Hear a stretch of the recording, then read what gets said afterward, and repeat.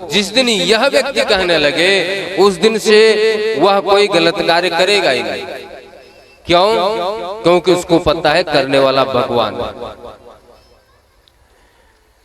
इसलिए अपने जीवन में आप समझो कि आपके जीवन में जो कुछ भी हो रहा है वह भगवान कर रहा है, तब तो आप दोष से वंचित हैं।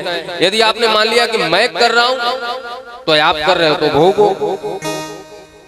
न भोक्ते चेयते कर्मः जन्म कोटि शतैरपि अवश्य भोक्तव्यम् कृतं कर्म शुभम।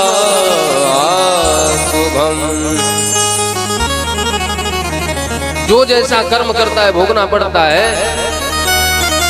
लेकिन यह बात उनके समझ में नहीं आ रही है। गीता का उपदेश करने वाले कृष्ण समझा रहे हैं, लेकिन दादा को तो छोटे से गोपाल दिख रहे हैं, वही 1200 कन्हैया दिख रहे हैं। कन्हैया ने विचार किया इनको समझाने के लिए मुझे बाबा के पास जाना पड़ेगा। बोले दादा आज पितामह के जाने का समय है, चलो उनके पास चलते हम लोग। पांचों पांडवों को लेकर के दादा के पास गए। अर्जुन ने जाकर के प्रणाम किया, भीम ने प्रणाम किया, धर्मराज ने प्रणाम किया। बाबा की गर्दन नीचे लटकी हुई 6 महीने से बाणों की सया पे लेटे हुए हैं। आज एक एक रोम कण में बाण चुभे हुए हैं, एक एक रोम कण से रक्त के एक एक बूंद निकल चुके हैं। महाराज आज सोच रहे हैं कि इन सबों को भेजा किसने है। हल्का सा पीला पटका दिखा, नेत्रों में आंसू आ गया। अर्जुन से कहते हैं अरे अर्जुन, जैसे आपने इतने बाण बिछाए मेरे लिए, एक बाण और चला दो, मेरे गर्दन के नीचे लगा दो, थोड़ी गर्दन ऊंचा हो जाए, तकिया लगा दो, ताकि अपने पीले पटके वाले गोविंद का दीदार कर सकूं, अपने गोविंद को देख सकूं। गोविंद ने आकर के चरणों में प्रणाम किया। बाबा आपको दंडवत प्रणाम, आपके बच्चों को लेकर के आया हूँ। श्री राधे स्वस्वचनम कल्याणम कुरु। आपके बच्चों को लेकर के आया हूँ, आप इनको आशीर्वाद दीजिए, कुछ प्रवचन सत्संग बताइए। राजा हो गए धर्मराज। बाबा के नेत्रों में आंसू कहते केशव, विपरीत परिस्थिति में युद्ध क्षेत्र में होठों पे मुस्कान लेकर के गीता का उपदेश करने वाला मुझसे कहता है कि आप उपदेश करो। अरे किसी को बड़प्पन देना सीखा जाए तो आपसे केशव मैं क्या उपदेश करूंगा। आपकी इतनी बड़ी कृपा, इस समय आप दर्शन देने आ गए। बोले बाबा कुछ तो बता दो इन लोगों को। पितामह उपदेश करते हैं, राज धर्मान दान धर्मान। एक राजा को राजधर्म का पालन करना चाहिए। दान धर्मान राज धर्मान मोक्ष धर्मान विभाग सह।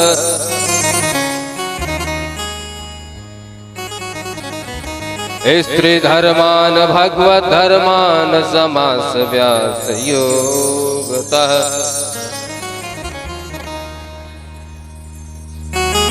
एक गृहस्थ को धन कमाना चाहिए, अकूत धन कमाए, लेकिन उस धन का कुछ हिस्सा दान में लगाए, सेवा में लगाए। पति को, पत्नी को, परिवार को, माता को, पिता को, भाई को, बंधु को, समाज को अपने अपने कर्तव्यों का पालन करना चाहिए।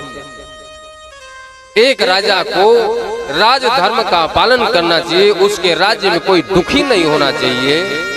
राजा को कभी पाप नहीं करना चाहिए। पाप करने की तो बात छोड़ो, पाप करते हुए देखना भी नहीं चाहिए। जैसे ये बात बोले उसी समय बगल में खड़ी पांचाली हंसने लगी। बाबा कहते बेटी आपको हंसी क्यों आई, आप हंस क्यों रही हैं? बस बाबा ऐसी हंसी आ गई, कोई बात नहीं है। नहीं, कोई तो बात होगी। उच्च कुल की बधू समाज में दांत नहीं दिखाती। कुलीन घर की स्त्री या बधू चार मर्दों के बीच में बैठ करके, चार पुरुषों के बीच में बैठ करके खिलखिला करके हंसती है। उच्च कुल की बधू का स्वभाव नहीं है। और आपने यहाँ पे खिलखिला करके हंसा, इसका मतलब क्या है? आपने उपहास किया है। आपको हंसी क्यों आई? पांचाली के नेत्रों में आंसू आ गए। कहती बाबा आप उपदेश कर रहे हैं, बहुत बड़े उपदेशक बन गए हैं आज। राज धर्मान दान धर्मान मोक्ष धर्मान विभाग सह, ये उपदेश आपका उस दिन कहाँ गया था जिस दिन मुझे सभा में खींच करके लाया गया था लज्जित करने के लिए। सबसे पहले मैं आपके पास गई थी, आपका उस सभा में सबसे बड़ा पद था। आप चाहते तो दुर्योधन को मना कर सकते थे, आप चाहते तो रोक सकते थे। आप सिर झुका करके बैठे रहे, मुझे लज्जित किया जा रहा था सभा में और आप देखते रहे। आज आप उपदेश कर रहे हैं, यह उपदेश उस दिन राजभवन में क्यों नहीं किया आपने? सब कोई अपने दूसरे को उपदेश देने के लिए बनता, अपने आप को कोई उपदेश नहीं करता। बेटी, जैसा मैंने अन्न खाया था वैसा मेरा मन हुआ था। शायद दुर्योधन के यहाँ भोजन करने के कारण, उसके पाप युक्त अन्न खाने के कारण मेरा मन भी दूषित हो गया था, धर्म के लिए खड़ा नहीं हो पाया। लेकिन आज उसी पाप का प्रायश्चित 6 महीने से बाणों की सजा पे कर रहा हूँ। एक एक रोम कण में एक साथ 2-2 हजार बिच्छुओं का डंक एक साथ लग रहा है। ऐसा प्रतीत हो रहा है महाराज कि कौन सी पीड़ा, कौन सी व्यथा मेरे शरीर में आ गई। जो मैंने पाप किया, नैष्ठिक बाल ब्रह्मचारी पितामह 8वें वसु संत ऋषि ब्रह्मर्षि, इसके बाद भी बाणों की सजा पे पड़े हैं। क्यों? क्योंकि अधर्म होते हुए देखा है, पाप होते हुए देखा है। पाप करना नहीं। यदि आप पाप होते हुए देख भी रहे हो, किसी पापी का साथ दे रहे हो, तो भी आप पाप कर रहे हो।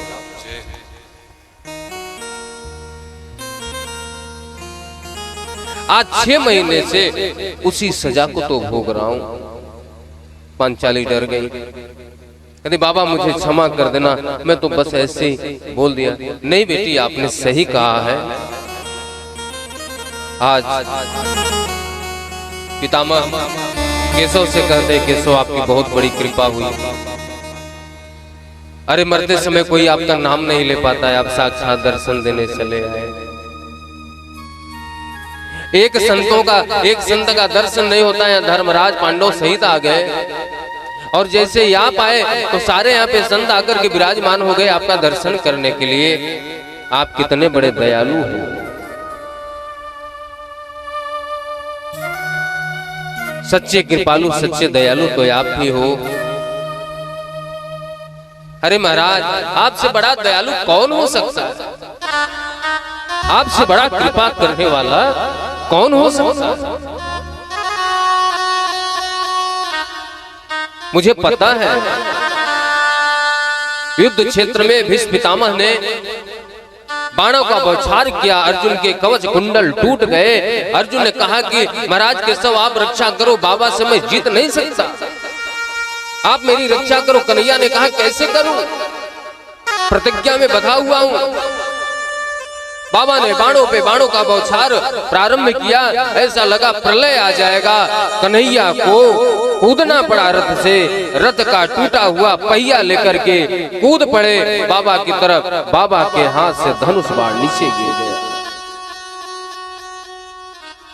मैं यही तो चाहता था केशव।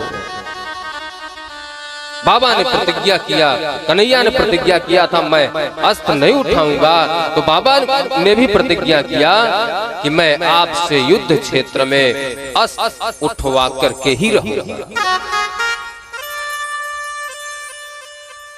आज बाबा ने प्रतिज्ञा किया आज जो हरिऊ शस्त्र न गहाऊं, तो लाजो गंगा जननी को मैं शांतनु सुत न कहूं। और जैसे कन्हैया ने रथ से कूदे, हाथ में रथ का टूटा हुआ पहिया लेकर के महाराज धरती टगमगाने लगे।